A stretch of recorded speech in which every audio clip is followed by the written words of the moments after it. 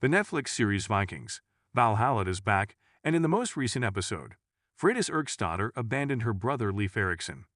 Even though she was pregnant, she had to say goodbye to her partner Harold Sigurdsson before she left for Jomsborg. Leif Erikson, Freydis Erksdotter, and Harold Hardrada are the main characters of the Netflix series, which is a prequel to the first Vikings. Season 2 is more concerned with the outside world than Season 1, which was primarily concerned with the conflict with the English Saxons. Leif previously demonstrated that he has the capacity to become into a Viking berserker after the passing of his lover. After Freydis and Jorunder outsmart the pagan hunter and destroy his entire fleet in the harbor, Olaf is killed by her in the last episode. Freydis defeats Olaf by stabbing him through the torso in the last confrontation. Freydis correctly points out that there won't be anyone left to tell Olaf's story once he dies, despite his declaration that he will die as a martyr for his Christian cause. Who knows how his half-brother Harold, who is the father of Freydis' child, would react, but it may increase tension between the two. Jorunder and Miriam were the other two losers in the climax. Aviro's death occurred when Herikar's son assisted Jomsborg in its defense against Olaf's fleet. Meanwhile, Miriam passed away from her chronic sickness, but not before providing Leif's life some further direction. A vow of peace between two mothers marks the season's conclusion. Now back in Kattegat, Freydis demands a ceasefire from Queen Elfdifu and the Norwegian army. It appears that Mother to Mother obtains her request, making this one of the more conclusive conclusions in a season that has been largely focused on providing clues for future plotlines. However, there are still a few unknowns who might not want peace now that Olaf has been slain, including King Svein, Canute, and Fortbird. Finally, Leif and Harold arrive in Constantinople, their last target. The Byzantine Empire's capital represents the Vikings' greatest trip distance to yet. There, they will find a wonderful life and fresh riches. Home may be calling to the couple, but it is unclear if they will return to Scandinavia or choose to stay in the harbor city. Even if nothing else, as Vikings, Valhalla expands to the far ends of the then-known map. Constantinople should play a significant part in the third season.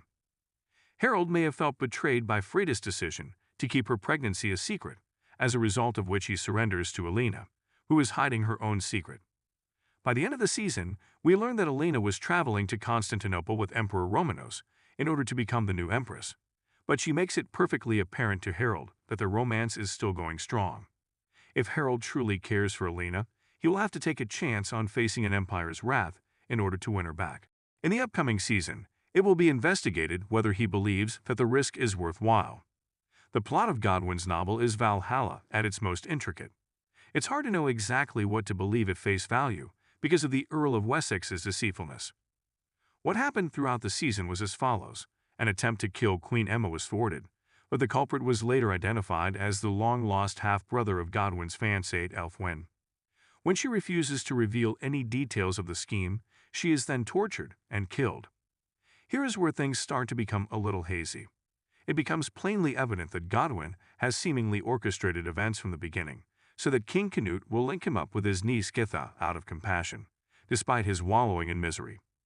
From there, a future son can become a member of the royal family and realize his dream of having an heir to the English throne. Emma, however, has learned about Godwin's involvement in everything, including the fact that he received mentoring from the person who hired the assassin. So Emma is familiar with Godwin's past and present. Even if he joins the family, the current monarch will always have a trick up her sleeve to assist her keep the Earl of Wessex under control. Next season, that dynamic will likely be addressed in greater detail, particularly if Emma needs someone to do the dirty work. The ring, which Emma stole from the body of Godwin's guardian John Fletcher, alias the Bear, was later given by the Queen to Godwin's new bride Githa to wear around her neck at all times.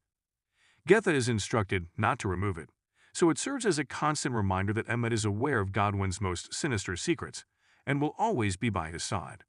Despite Godwin's best attempts, he is firmly responsible for the deaths of two people who were close to him, and Emma won't let him forget it.